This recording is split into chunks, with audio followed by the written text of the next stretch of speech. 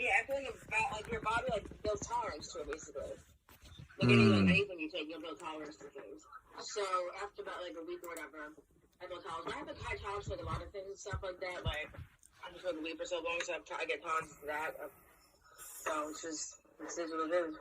I just don't want to up the doses and stuff like that. I have like a heart murmur too, so this is why I don't take it every day either, because I feel like the stimulant at the end of the day is gonna give me like a stroke or some shit. So. Well, yeah, that doesn't sound good. But like, I feel like I feel like I hear about ADHD. I feel like it's just like an attention deficit type of thing. But like, how I did? like diagnosed. It's like literally like a whole fucking thing. Like there's like some like literally. So like for women, it's way different like the men and stuff like that. Especially like during our cycles also. Like on days that I'm not like on it and stuff like that. Like my mind is racing all the time. I'm thinking do all things. Really sit. Sorry. Oh, sit. I'm done eating. Sit. My dog. I can't see her. She's in the corner. But yeah, it's like a whole thing. Like when it comes to like eating and stuff like that, it's not been like really intentional and stuff at the gym lately. I'm like forcing myself to eat things, but like most days, like I just won't eat nothing. I won't be hungry, or like I'm only looking for food that's gonna give me dopamine, and it's mostly maybe like a snack or something like that. But the thing with me is I eat healthy, so it'll be like just healthy snacks, but I just don't eat enough. But now if I'm gonna get any gains, I have to eat. Like my breakfast this morning was. Well, I've been eating this for like a month now every morning. It's like 4 soft-boiled eggs, and I put 2 scoops of cottage cheese in it because cottage cheese has the protein. And then, what's it called? Sourdough bread on the side because it's good for gut health. So, and people with ADHD have like horrible gut health apparently. I don't think that's true. Yeah, it is. It's like a whole like shit. Like when I got diagnosed, my first took like a year. I got diagnosed like 25. My entire life makes sense as to why everything went the way it did. Actually, that does kind of make sense because I hear that like most of your the hormones that deal with your brain, like serotonin and like all these things that like are like considered like brain drugs, are actually produced in your gut, which is a reflection of like. Don't mind the pill mask, guys. Just, you got it, self-treatment. But this was strike number one. This because this is an old video, but the bitch is talking about how she's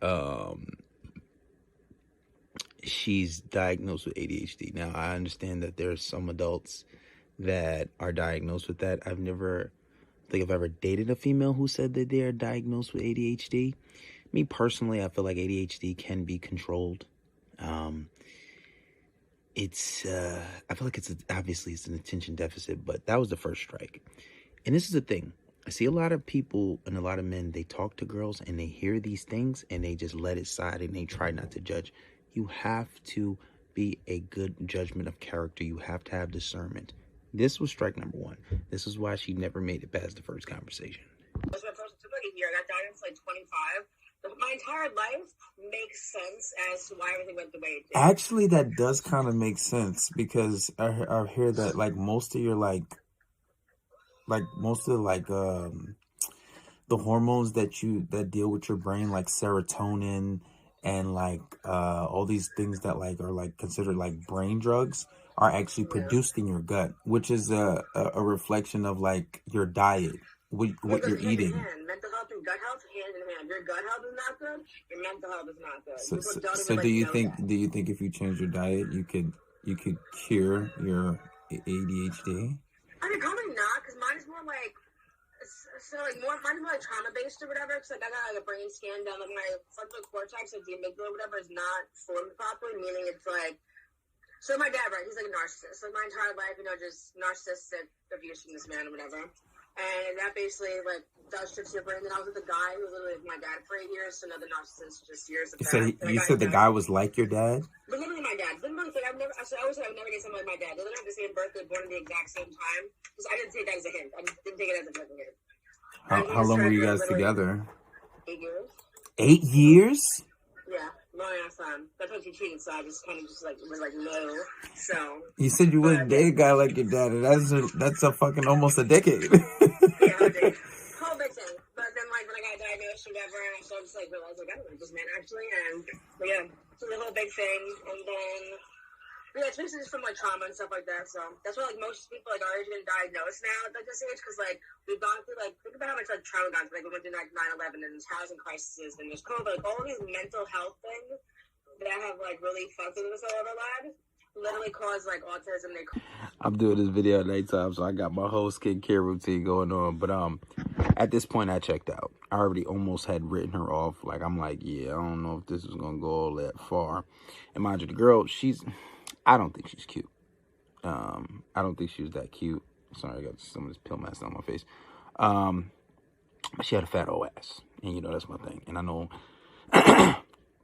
when a girl's not all that cute, but she has an ass to make up for it, and it kind of brings her up a few points. You know, she could be like a 6, and now she's almost an 8, right?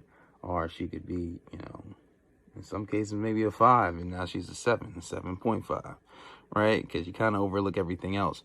But listen to this girl speak. At this point, I was just about checked out. Now, mind you, this shit gets worse. It gets a lot worse. But she was giving her father, she was diagnosed. Her brain is underdeveloped. It was her ADHD is trauma based. What the fuck? And then she goes on to talk about she's also in therapy. She was with a narcissist that's exactly like her father for 8 years. You stay with this person for 8 years? Like, this shit gets worse.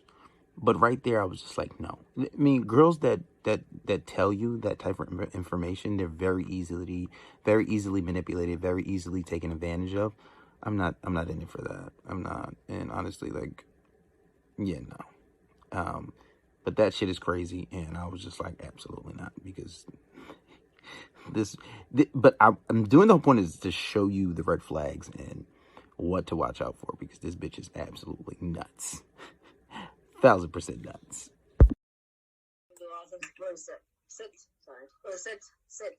Sit. I'm done eating. Sit. My dog. Can't see her. She's in the corner. But yeah, it's like the whole thing, like, when it comes to like eating and stuff like that, it's not been like really intentional and stuff at the gym lately. I'm like forcing myself to eat things, but like most days, like I just won't eat nothing.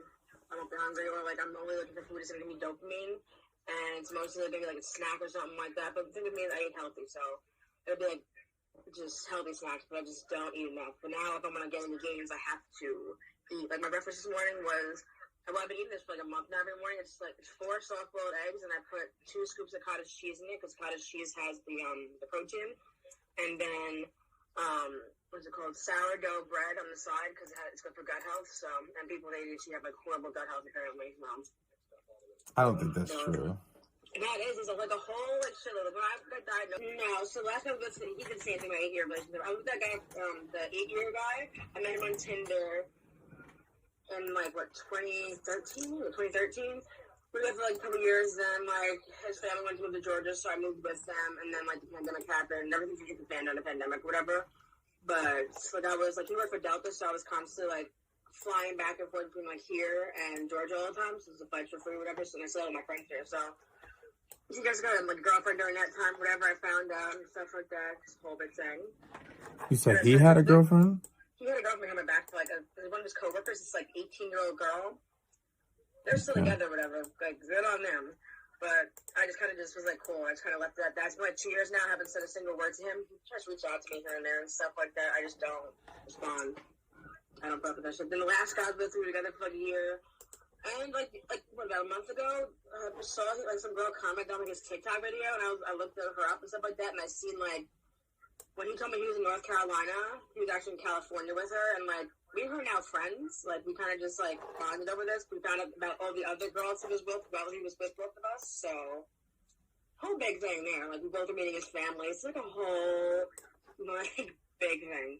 Very manipulative, and as in like it's a very psychotic behavior, I feel like.